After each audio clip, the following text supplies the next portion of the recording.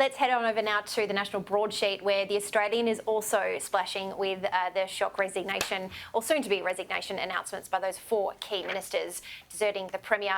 But the interesting yarn on there that I find, though, Nick, is flaming row over fireys funds. A Victorian firefighting services bid to upgrade trucks and everything else that's going on with the equipment has been rejected by the Andrews government, despite warnings in leaked cabinet documents that its ageing fleet would not adequately protect fireys and the community.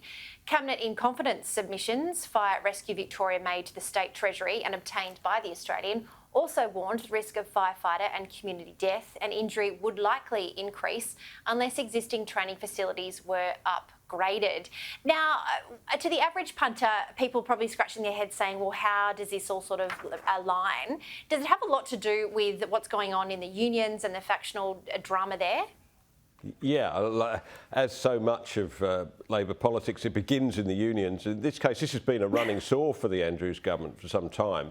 They took on the volunteer firefighters, would you believe, because they wanted more paid union members in those roles. And this has just been an absolutely bitter dispute, which has put a toxic culture through the whole service. And you can't help thinking that this is, it can't help morale.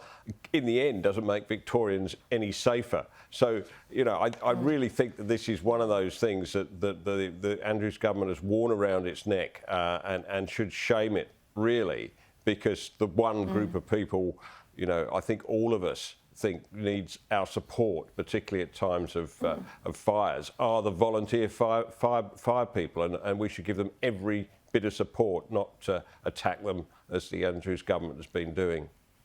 Yeah, it's really interesting because I think we're going to see something like that, and pardon the pun, fire up here in Western Australia, because of course the McGowan regime definitely resembles the Andrews government. So it's going to be very interesting to see what happens with the volunteer fire sector in the next couple of months.